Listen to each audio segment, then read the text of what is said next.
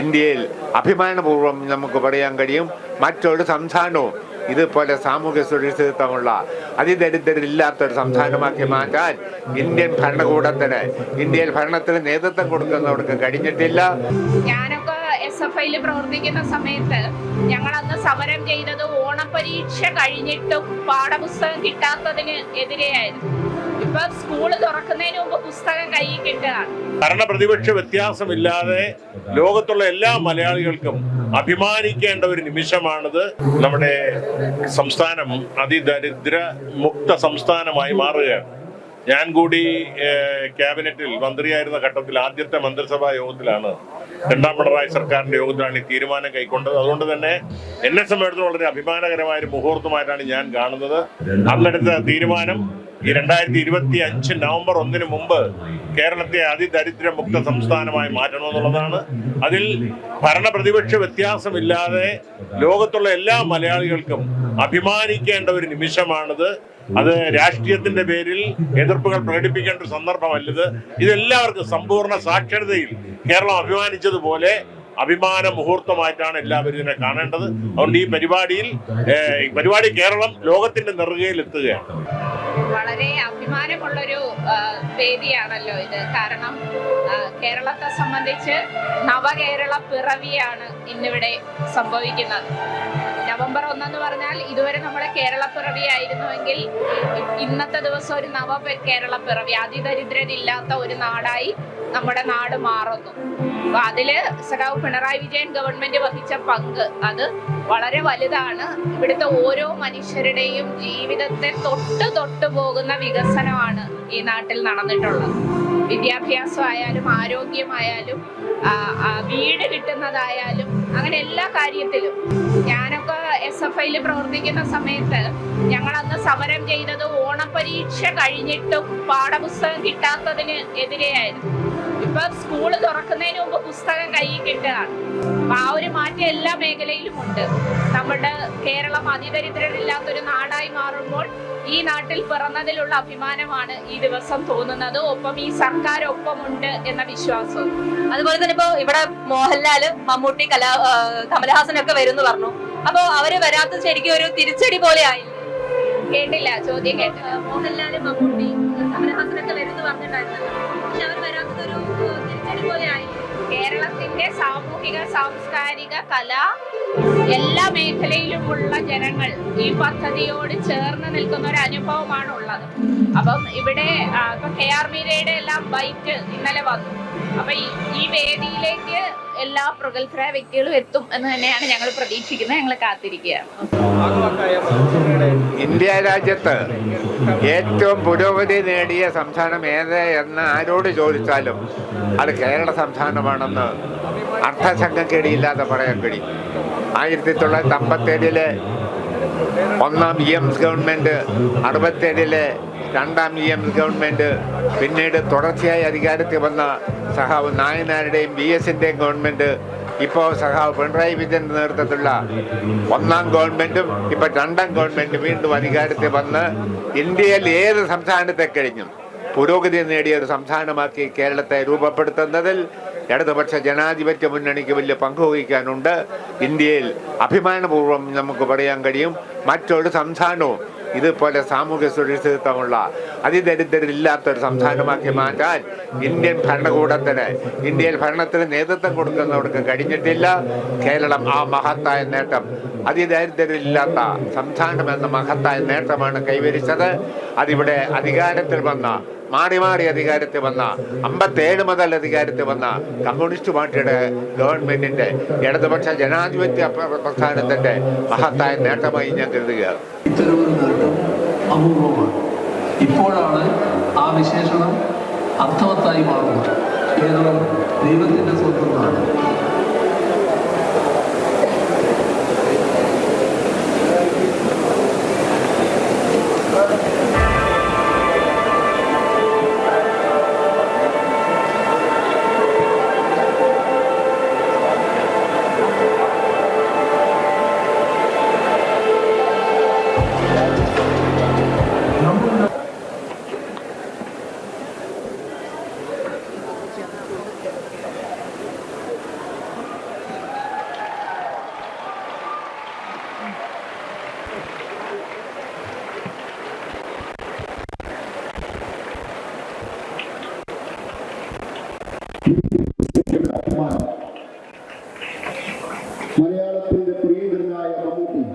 നമ്മുടെ ഏവരുടെയും പ്രിയപ്പെട്ട മമ്മൂക്ക എത്തിച്ചേരുകയാണ്.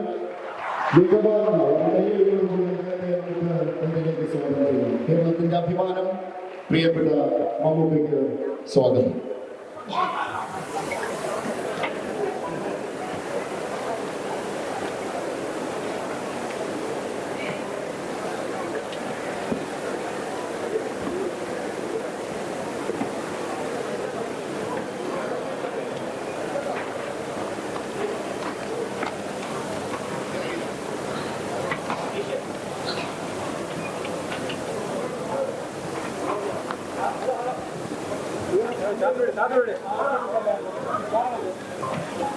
മുക്ത സംസ്ഥാന പ്രഖ്യാപനം നിർവഹിക്കുന്ന ബഹുമാനപ്പെട്ട മുഖ്യമന്ത്രി ശ്രീ പിണറായി വിജയനെ നിറഞ്ഞ ആദരവോടെ ഈ വേദിയിലേക്ക് സ്വാഗതം ചെയ്യുന്നു.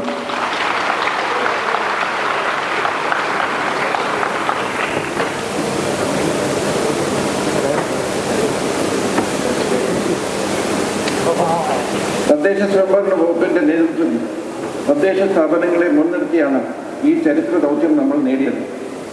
ബഹുമാനപ്പെട്ട തദ്ദേശ സ്വയംഭരണ വകുപ്പ് മന്ത്രി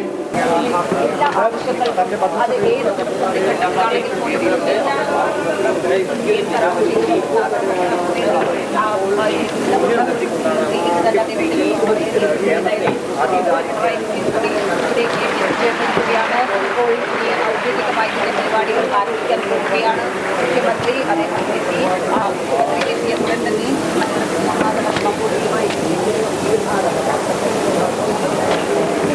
പ്രിയപ്പെട്ടവരെ, നവകേരളത്തിന്റെ അഭിമാന മുഹൂർത്തത്തിന് സാക്ഷ്യം വഹിക്കുവാൻ എത്തിച്ചേർന്ന എല്ലാ ബഹുമാന്യർക്കും സംസ്ഥാന സർക്കാരിൻ്റെയും തദ്ദേശ സ്വയംഭരണ വകുപ്പിൻ്റെയും വിനീതമായ നമസ്കാരം.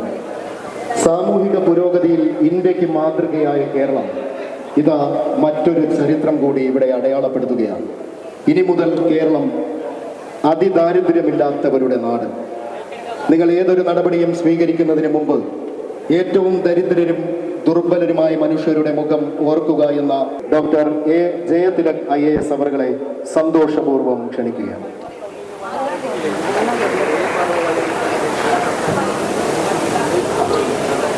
അതിദാരിദ്ര്യ നിർമ്മാർജ്ജന പദ്ധതിക്ക് തുടക്കമായി. ഭക്ഷണം, ആരോഗ്യം, വരുമാനം, വാസസ്ഥലം എന്നീ ക്ലേശ ഘടകങ്ങളാൽ അതിജീവന പ്രതിസന്ധിയിലായ ഓരോ കുടുംബത്തെയും കണ്ടെത്താനും പിന്തുണയ്ക്കാനും സംസ്ഥാന വ്യാപകമായ ഒരു ദൗത്യം ആരംഭിച്ചു. സാമൂഹിക സംഘടനകൾ, വിഷയമേഖലാ വിദഗ്ധർ എന്നിവരെ പങ്കെടുപ്പിച്ച് നടത്തിയ 58,964 ഫോക്കസ് ഗ്രൂപ്പ് ചർച്ചകൾ മുഖേന വിവിധ പദ്ധതികളിൽ ഒഴിവായി പോയവരും അലഞ്ഞു നടക്കുന്നവരും ഉൾപ്പെടെ ആകെ 1,18,309 കുടുംബങ്ങളുടെ ഈ നാട്ടിൽ എല്ലാവർക്കും അന്തസ്സോടുകൂടി ജീവിക്കാനുള്ള അവകാശമുണ്ട് എന്ന തത്വമൊക്കെ പിടിച്ചുകൊണ്ട് കേരളം നവകേരളത്തിലേക്ക് ശ്രദ്ധേയമായ ഒരു ചുവടുവെപ്പ് നടത്തുകയാണ്. ചെറുകുത്തിരി തന്നെയും ഭൂമിയെ പരമാനന്ദ നിവാസമാക്കിയതും എന്ന് കുമാരനാശൻ പാടിയതുപോലെ ഇന്ന് കേരളത്തിലെ നിരക്ക് ഈ 69ാം പിറന്നാൾ നിരക്ക് 64,006 കുടുംബങ്ങളിൽ ഉയരുന്ന ചെറുകുന്തിരികൾ ഈ മലയാളക്കരയെ മുഴുവൻ ആനന്ദത്തിൽ ആറാടിക്കുകയാണ്. മലയാളികളെ മുഴുവൻ ആഹ്ലാദഭരിതരാക്കുകയാണ്. ശ്രീ പിണറായി വിജയൻ അവരെ ഈ മഹാസമ്മേളനം ഉദ്ഘാടനം നിർവഹിച്ച് സംസാരിക്കുന്നതിനായി ആദരപൂർവ്വം അഭിമാനപൂർവ്വം ക്ഷണിക്കുകയാണ്.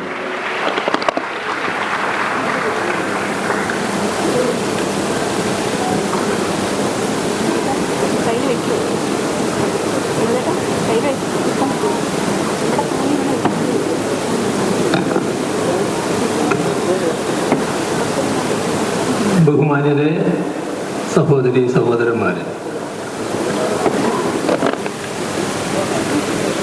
കേരളത്തിൻ്റെ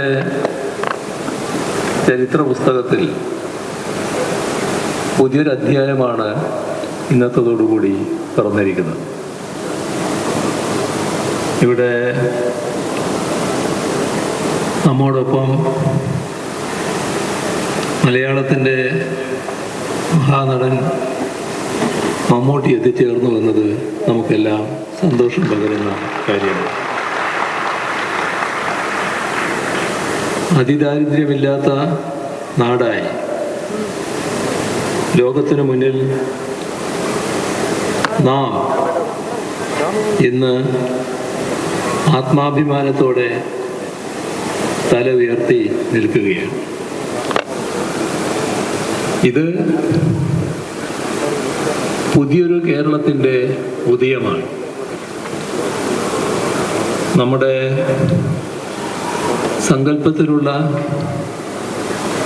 നവകേരളത്തിൻ്റെ സാക്ഷാത്കാരത്തിലേക്കുള്ള ചവിട്ടുപടിയാണിത്. ഒരു മനുഷ്യജീവിയും വിശപ്പിൻ്റെയോ കൊടും ദാരിദ്ര്യത്തിൻ്റെയോ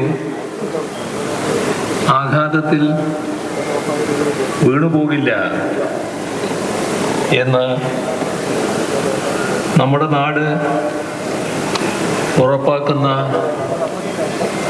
ചരിത്ര മുഹൂർത്തത്തിൽ ഇതിൽ ഭാഗവാക്കാകുകയും ഇതിന് നേതൃത്വം കൊടുക്കുകയും ഇതിനാവശ്യമായ പിന്തുണ നൽകുകയും ചെയ്ത എല്ലാവരെയും ഹാർദമായി അഭിവാദ്യം ചെയ്യട്ടെ.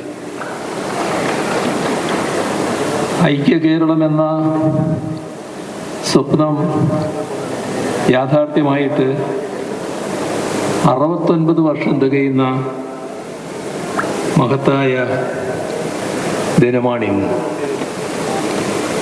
നമ്മുടെ ഏവരുടെയും സ്വപ്ന സാക്ഷാത്കാരം ഈ ദിനത്തിൽ തന്നെ ആകുന്നു എന്നത് ഏറെ സന്തോഷകരമാണ്. മനുഷ്യൻ്റെ ഇച്ഛാശക്തിയും സാമൂഹിക ഇടപെടലും കൊണ്ട് ചെറുത്തു തോൽപ്പിക്കാവുന്ന ഒരവസ്ഥയാണ് അതിദാരിദ്ര്യം എന്നത്. ഈ നാടിൻ്റെ ആകെ സഹകരണത്തോടെയാണ് ആ ദുരവസ്ഥയെ നാം ചെറുത്തു തോൽപ്പിച്ചിരിക്കുന്നത്. ഇവിടെ പറഞ്ഞതുപോലെ ഇതുമായി ബന്ധപ്പെട്ട